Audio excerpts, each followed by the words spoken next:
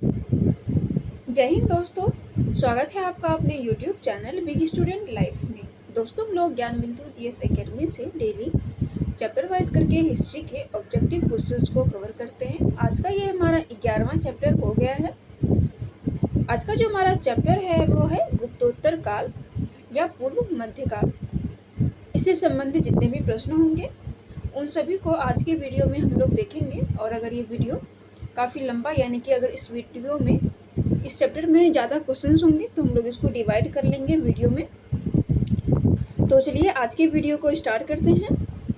पहला क्वेश्चन है, पुष्यभूति वंश या वर्धन वंश के संस्थापक कौन थे? इसका आंसर हो जाएगा option number A, Pushyabhuti. Option number A हो जाएगा पुष्यभूति। राजश्री का विवाह किसके साथ हुआ था? तो राजश्री का विवाह जो है ग्रीहवर्मन के साथ हुआ था। ऑप्शन नंबर सी हो जाएगा ग्रीहवर्मन। ग्रीहवर्मन कन्नौज के किस वंश का शासक था? तो ये कन्नौज के परवर्ती गुप्त वंश का शासक था। ग्रीहवर्मन कन्नौज के परवर्ती गुप्त वंश का शासक था। ग्रीहवर्मन की हत्या किसने की? ग्रीहवर्मन की हत्या जो है वो देवगुप्त ने की। ऑप्शन नंबर डी हो जाएगा देवगुप्त। गौड़ शासक शशांक द्वारा राज्यवर्धन की हत्या के बाद वर्धन वंश का शासक कौन बना?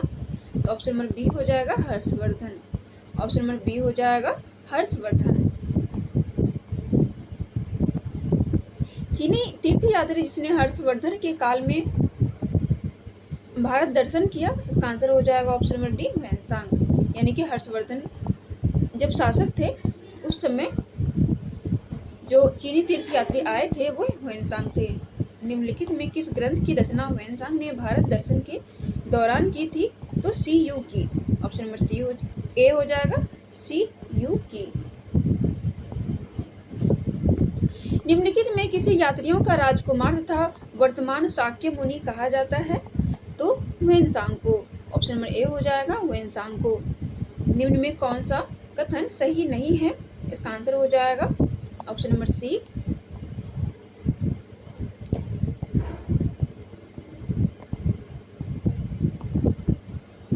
ह्वेनसांग ने भारतीय समाज को 4 वर्णों में विभक्त किया तथा जिसमें क्षत्रिय सर्वोच्च थे, तो ये गलत हो जाएगा।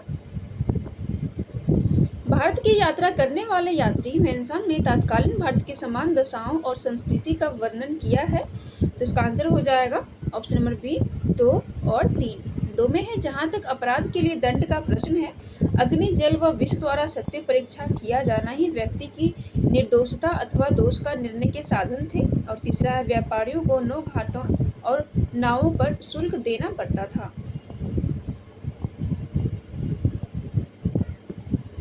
ह्वेनसांग ने किसे शीलादित्य के नाम से संबोधित किया? तो ह्वेनसांग ने हर्षवर्धन को शीलादित्य के नाम से संबोधित किया। ऑप्शन नंबर डी हो जाएगा हर्षवर्धन। 606 ईस्वी में हर्षवर्धन कितने वर्ष की आयु में थानेश्वर की राजगद्दी पर बैठा? इसका आंसर हो जाएगा ऑप्शन नंबर सी 16 वर्ष की उम्र में। ऑप्शन नंबर सी हो जाएगा 16 वर्ष की उम्र में। हर्षवर्धन ने कौन सी उपाधि ग्रहण की थी? तो हर्षवर्धन ने, इसका आंसर हो जाएगा ऑप्शन नंबर डी उपयुक्त में सभी। पहला है मरभट्टारक, दूसरा है सकलोत्तरापथेश्वर और तीसरा है सार्वभौम। इन तीनों की उपाधि ग्रहण की थी। इसका सही आंसर हो जाएगा ऑप्शन नंबर डी उपयुक्त में सभी। हर्षवर्धन ने किस शासक से कन्नौज को जीता था? तो हर्षवर्धन ने शशांक से कन्नौज को जीता था। ऑप्शन नंबर ए हो जाएगा शशांक। आगे है, हर्षवर्धन ने अपनी राजधानी कहाँ बनाई? इसका आंसर हो जाएगा option number B Kannauj. Harshavardhan ने अपनी राजधानी कन्नौज बनाई। ह्वेनसांग के विवरण के अनुसार हर्ष ने उत्तर भारत के किन राज्यों पर आधिपत्य स्थापित किया? इसका आंसर हो जाएगा ऑप्शन नंबर डी उपयुक्त में सभी। पहला है पंजाब, दूसरा है कन्नौज, तीसरा है गौड़, चौथा है मिथिला और पांचवा है उड़ीसा। हर्षवर्धन ने अपनी पुत्री का विवाह किसके साथ किया? तो हर्षवर्धन ने अपनी पुत्री का विवाह ध्रुवसेन द्वितीय के साथ किया। ऑप्शन नंबर ए हो जाएगा ध्रुवसेन द्वितीय। हर्षवर्धन अपने पुलकेशिन द्वितीय के बीच युद्ध किस नदी के तट पर हुआ था? यानी हर्षवर्धन और पुलकेशिन द्वितीय के बीच में जो युद्ध हुआ था वो किस नदी के तट पर हुआ था? तो ये नर्मदा नदी के तट पर हुआ था। ऑप्शन नंबर डी हो जाएगा, नर्मदा नदी के तट पर। किस अभिलेख से हर्षवर्धन तथा पुलकेशिन द्वितीय के बीच हुए युद्ध का वर्णन मिलता है? ऑप्शन नंबर बी हो जाएगा, ऐहोल प्रशस्ति। ऑप्शन नंबर बी हो जाएगा, ऐहोल प्रशस्ति अभिलेख से पुलकेशिन द्वितीय और हर्षवर्धन के युद्ध का विवरण जो है वो मिलता है। निम्न में कौन सा कथन सही है? ऑप्शन नंबर सी हो जाएगा, 1 और 3। एक में है हर्ष के साम्राज्य में संपूर्ण उत्तर भारत सम्मिलित था। तीसरा है हर्ष की मृत्यु के बाद कन्नौज पर किसी अर्जुन नामक स्थानीय शासक ने अधिकार कर लिया। हर्ष ने कहाँ के शासक से भगवान बुद्ध के दंत अवशेष बलपूर्वक प्राप्त किया? इसका आंसर हो जाएगा ऑप्शन नंबर ए, कश्मीर के।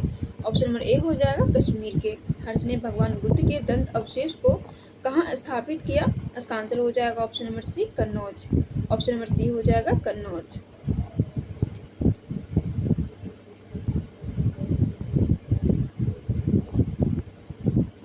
गुप्त वंश के ह्रास के पश्चात उत्तर भारत में बड़े भाग का पुनर्गठन किसने किया?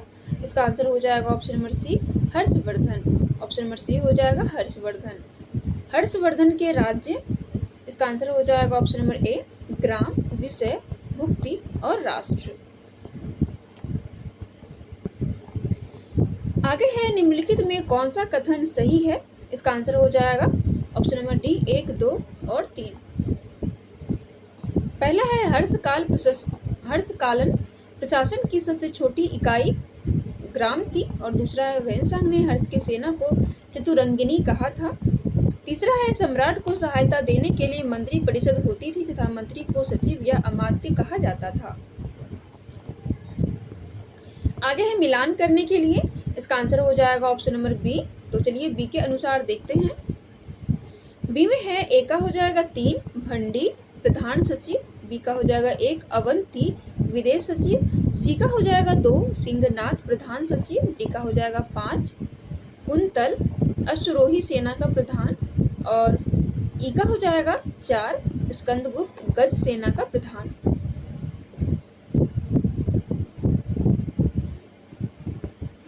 हर्षकालीन प्रशासनिक व्यवस्था में किसे महासंधि विग्रहक की संज्ञा दी गई थी? इसका आंसर हो जाएगा ऑप्शन नंबर बी, विदेश सचिव। ऑप्शन नंबर बी हो जाएगा, विदेश सचिव। हर्षकालीन न्याय व्यवस्था का सर्वोच्च अधिकारी कौन होता था? इसका आंसर हो जाएगा ऑप्शन नंबर डी, सम्राट। ऑप्शन नंबर डी हो जाएगा, सम्राट। निम्न कथनों पर विचार कीजिए। इसका आंसर हो जाएगा ऑप्शन नंबर डी, 1, 2 और 3। तो चलिए पहले एक को देखते हैं। एक में हर्ष के समय राज्य को सर्वाधिक आय भूमि से होती थी। दूसरा है भौगिक कर वसूलने वाला तथा पुस्तपाल जीवन का हिसाब रखने वाला पदाधिकारी था। तीसरा है हर्ष के समय राजस्व के रूप में उपज का 6ठा भाग वसूल जाता था, यानी 1/6 भाग जो होता है वो वसूल जाता था।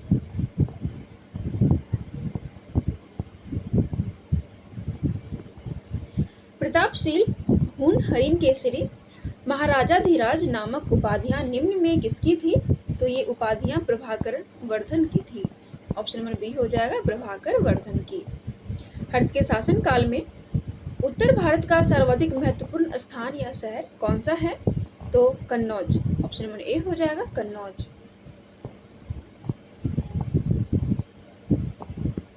निम्न में कौन सा कथन सही है? तो ऑप्शन नंबर ए हो जाएगा, 1 और 2। एक में हर्ष के पूर्वज भगवान शिव के उपासक थे। हर्ष ने बौद्ध धर्म के महायान शाखा को राजाश्रय प्रदान किया और पूर्णतः बौद्ध बन गया। सम्राट हर्षवर्धन ने 2 महान धार्मिक सभाओं का आयोजन किया था। इसका आंसर हो जाएगा ऑप्शन नंबर डी, कन्नौज तथा प्रयाग में। ऑप्शन नंबर डी हो जाएगा, कन्नौज तथा प्रयाग में। कुंभ मेले को प्रारंभ करने का श्रेय किसे दिया जाता है? तो कुंभ मेले को प्रारंभ करने का श्रेय जो है वो हर्षवर्धन को दिया जाता है। ऑप्शन नंबर बी हो जाएगा, हर्षवर्धन।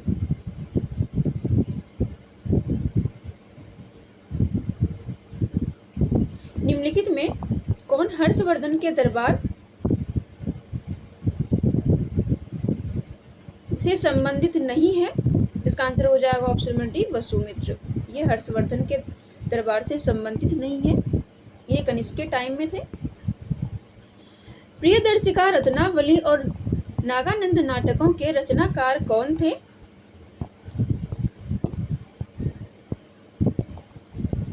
इसका आंसर हो जाएगा ऑप्शन नंबर डी, हर्षवर्धन। हर्ष के अधीनस्थ शासन को क्या कहा जाता था? तो महासामंत।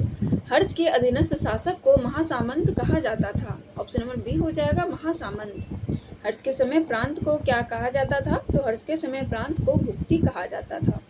ऑप्शन नंबर ए हो जाएगा, भुक्ति। निम्न में से कौन सा कथन सही है? इसका आंसर हो जाएगा ऑप्शन नंबर ए, 1 और 2।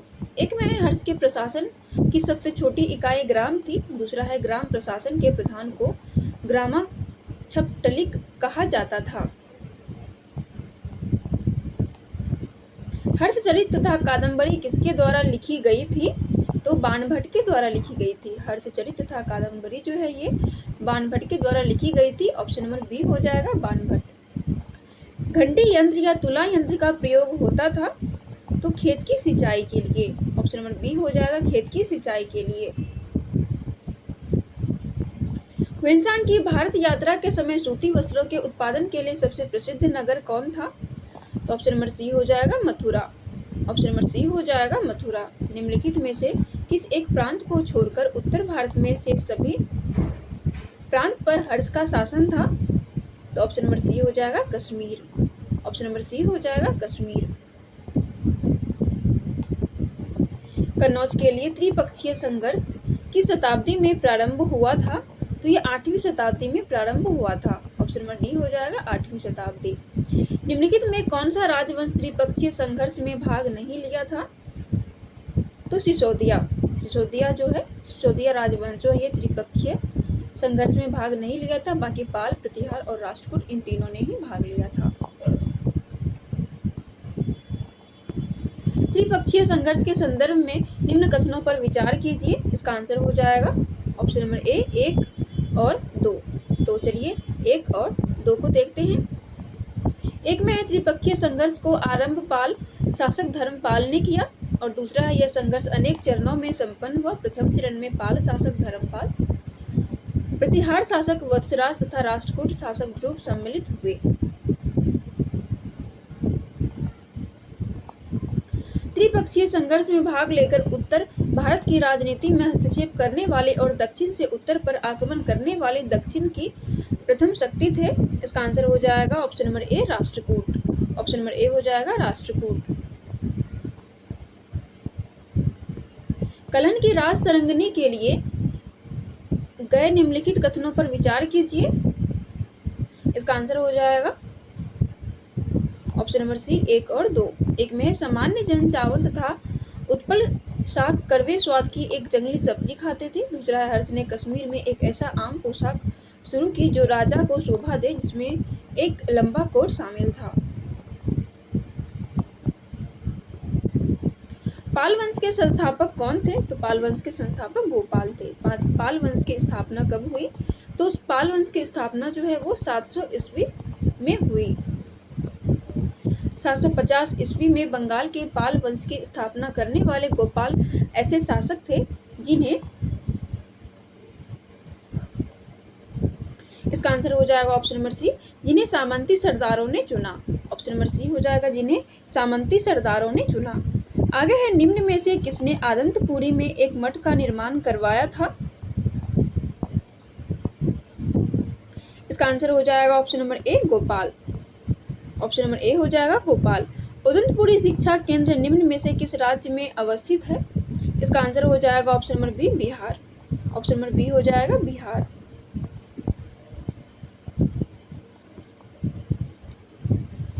किस पाल शासक को गुजराती कवि सोढल ने उत्तरापद स्वामी कहा? इसका आंसर हो जाएगा option number C, Dharmapal. Option number C हो जाएगा, धर्मपाल। पाल शासक किस धर्म के अनुयायी तथा संरक्षक थे? इसका आंसर हो जाएगा ऑप्शन नंबर डी, बौद्ध। वे बौद्ध धर्म के अनुयायी तथा संरक्षक थे। विक्रमशिला विश्वविद्यालय तथा सोमपुर महाविहार की स्थापना किस पाल शासक ने की थी? तो ऑप्शन नंबर बी हो जाएगा धर्मपाल।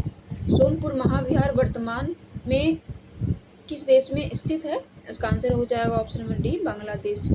ऑप्शन नंबर डी हो जाएगा बांग्लादेश। निम्न कथनों पर विचार कीजिए, उपयुक्त कथनों में से कौन सा कथन सही है? इसका आंसर हो जाएगा ऑप्शन नंबर सी 1 और 3।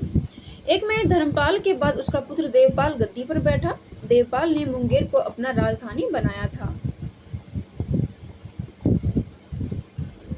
किस पाल शासक ने मुंगेर को अपनी राजधानी बनाया?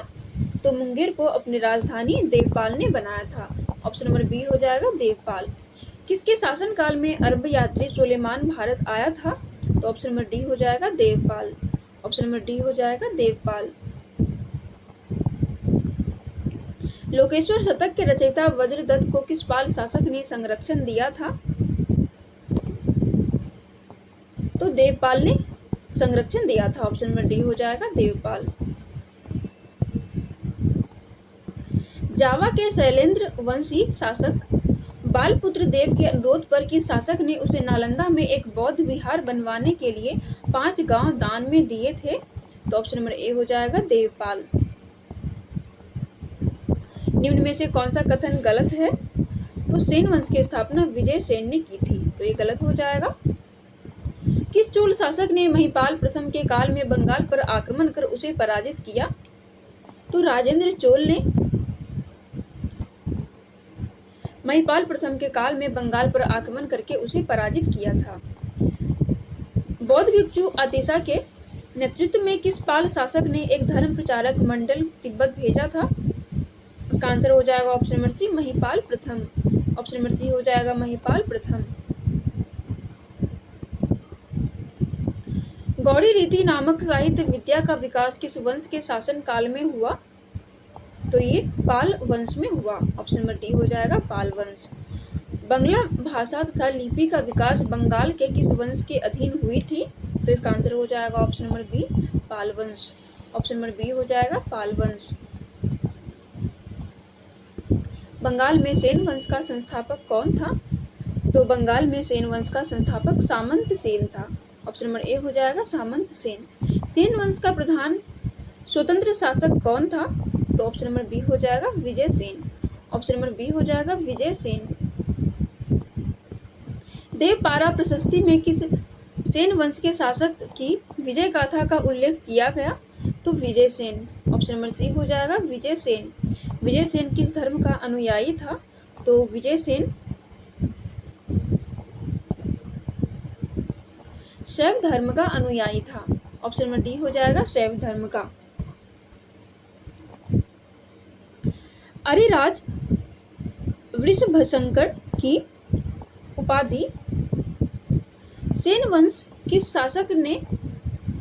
किस शासक ने धारण की तथा उसे शैव मतावलंबी होने की पुष्टि करता है? इसका आंसर हो जाएगा ऑप्शन नंबर बी विजय सेन। ऑप्शन नंबर बी हो जाएगा विजय सेन। अरिराज वृषभशंकर की उपाधि सेन वंश के विजय सेन ने धारण की तथा उसे शैव मतावलंबी होने की पुष्टि किया। विजय सेन की उपलब्धियों से प्रभावित होकर किसने उसकी प्रशंसा में विजय प्रशस्ति नामक काव्य की रचना की? तो श्रीहर्ष ने। ऑप्शन नंबर डी हो जाएगा श्रीहर्ष ने। दान सागर एवं अद्भुत सागर नामक ग्रंथ की रचना किसने की? तो इसका आंसर हो जाएगा option number C Ballal Sen.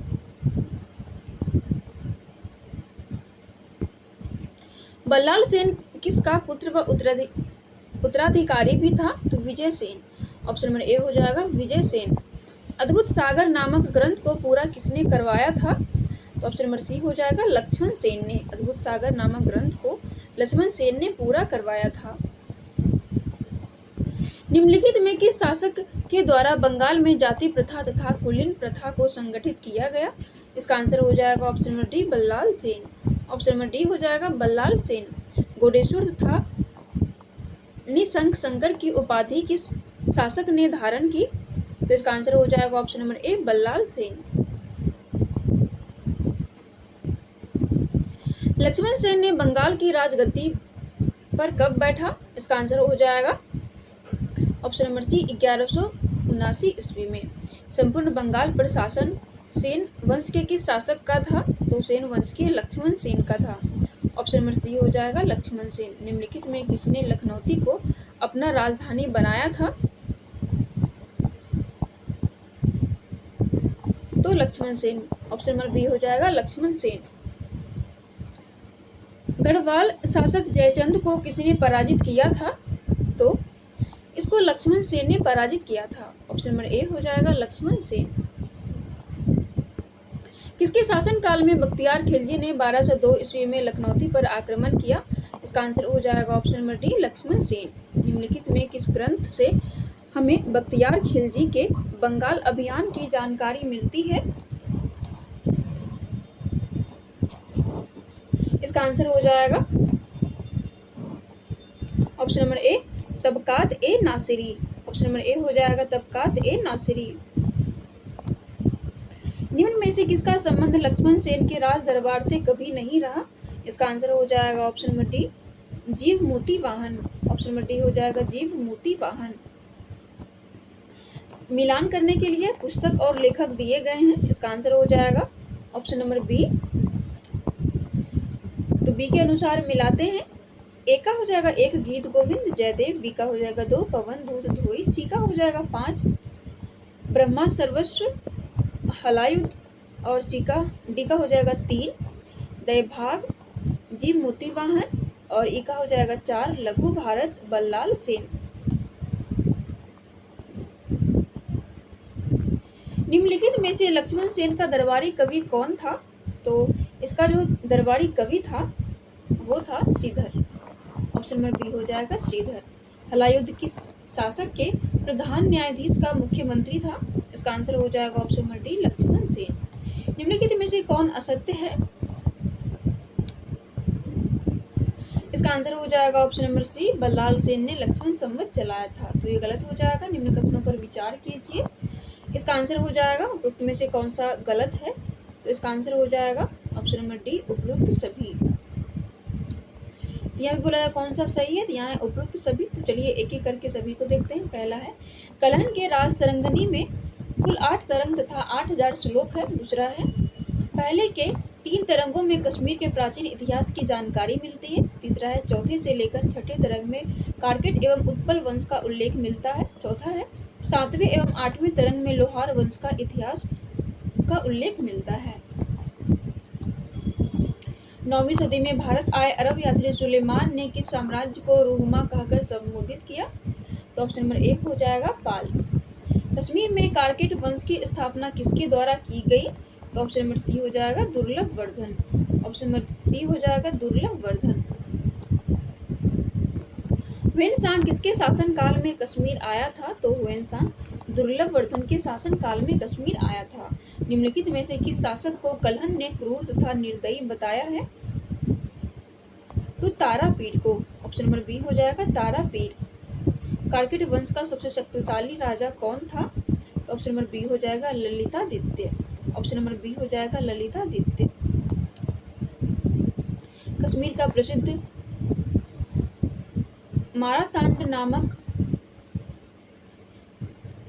मारातांड मंदिर का निर्माण किसने करवाया था? तो ये ललितादित्य ने करवाया था। ऑप्शन नंबर ए हो जाएगा ललितादित्य।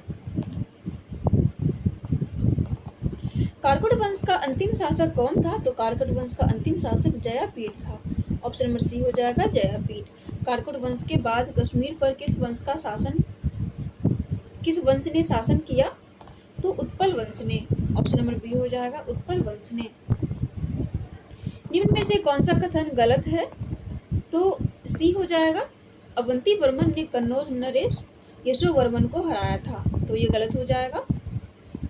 अंतिम प्रश्न है रानी विद्या किस वंश की एक महत्वाकांक्षी शासिका थी? तो उत्पल वंश की। ऑप्शन नंबर डी हो जाएगा उत्पल वंश की। इसी के साथ हमारा ये सेट समाप्त होता है। क्योंकि ये काफ़ी लंबा चैप्टर है तो बाकी के बचे क्वेश्चंस को हम लोग अगले वीडियो में कवर करेंगे। तब तक आप लोग इस वीडियो को पूरा देखिएगा और कमेंट करके ज़रूर बताइएगा कि आपको ये वीडियो कैसा लगा।